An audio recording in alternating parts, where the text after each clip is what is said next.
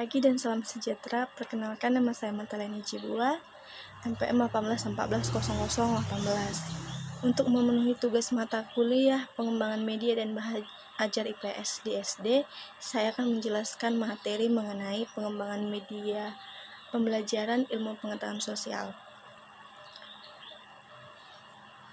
Menurut Briggs, tahun 1977 mengatakan bahwa media adalah sebagai sarana fisik yang digunakan untuk mengirim pesan kepada peserta didik sehingga merangsang mereka untuk belajar.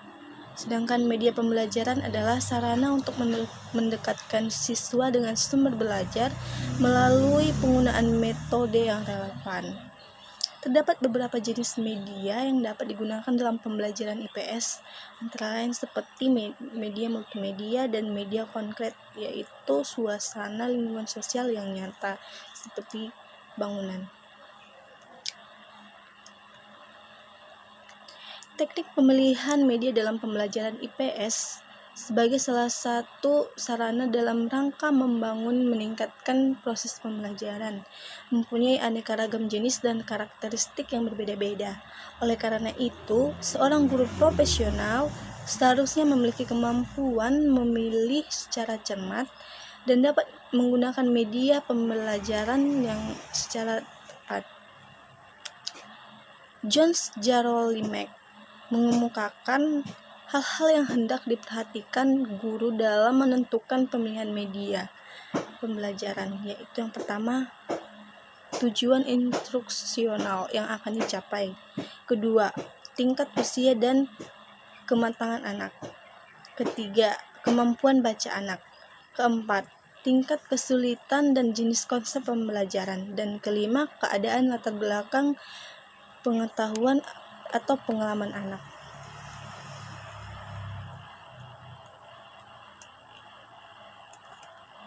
Kemudian,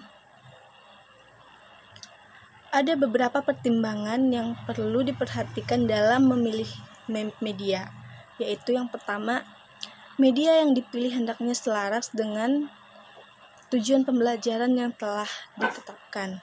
Tujuan pembelajaran merupakan komponen utama yang harus diperhatikan dalam memilih media.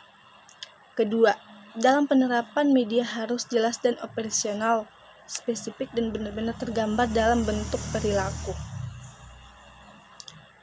Kemudian, aspek materi merupakan hal yang perlu dipertimbangkan dalam pemilihan media. Media yang dibuat harus sesuai dengan materi dan harus berdampak kepada hasil pembelajaran. Ketiga, yaitu kondisi siswa. Dari segi subjek belajar, guru harus memperhatikan betul-betul tentang kondisi siswa dalam memilih media. Misalnya faktor umur,